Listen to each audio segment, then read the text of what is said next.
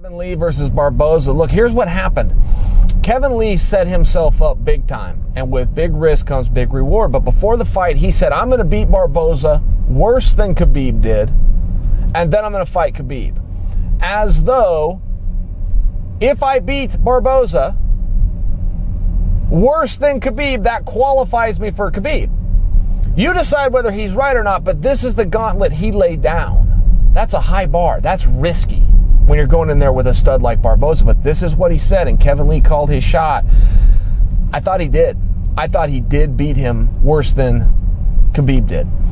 That is argumentative. I'll let you guys decide if not. But boy, I mean, he came out, he smothered him, he blew past his guard, he's in full mount, he's dropping those punches down. His energy stayed high.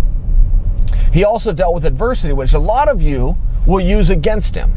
You're not wrong to do that. You're not wrong on anything. Your opinion matters just the same as mine. We both get one vote.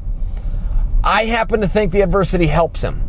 I think when you've got a great fighter and a great athlete, a great actual physical specimen, fast, talented, quick athlete like Kevin Lee, a lot of times those guys don't have to deal with adversity. So when you see a guy that's out there and, you know, he's, what the announcer says, it looks like he's on ice skates, and he did. He's stumbling around. Is he going to fall down? Is he going to stay awake? Is Barboza going to flip the script and put him away right now? And Kevin Lee comes through that. For me, he does not lose stock. For me, he gains stock. I think adversity is so important in sport.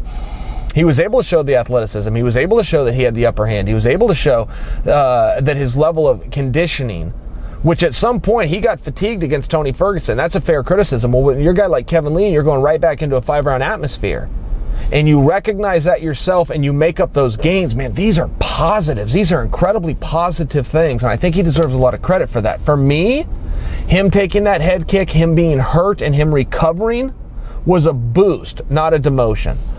I also thought his post-fight interview was perfect. I thought it was quick, it was to the point. He's got a certain amount of charm to him. Kevin Lee is a guy who can talk some trash and not do it in a mean way. He can do it in a playful way, like The Rock used to do. It's a very rare skill. It's very rare when guys can make it playful while verbally assaulting somebody. He's got that. You go down through every column, you got to check off every box. Does that mean in the absence of Tony and Conor that Kevin Lee is next? Well, the most violent man in the UFC, Eddie Alvarez, has a good stake to that claim. Poirier's got a good stake to that claim. We'll see how all that ends up, but I will suggest to you another likely scenario, one that I tend to think is going to happen. I tend to be in the rare thought that Conor is going to come back and is going to take on Khabib. Which means, what do you do with the rest of the guys?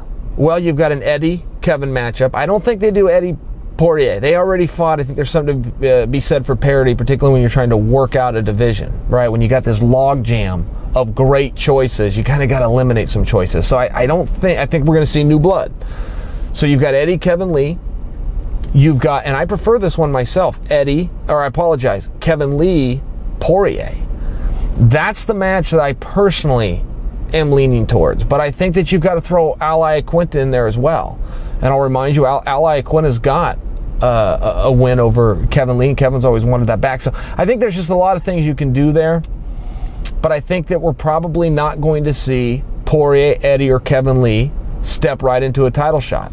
I think I'm in the minority here, but I think they are going to work things out with Conor. I think Conor is going to sign to fight Khabib, which means we won't be establishing the champion at that point for the rest of the guys. We'll be establishing a number one contender. I think we got a lot of really fun options right there. Let's see what happens.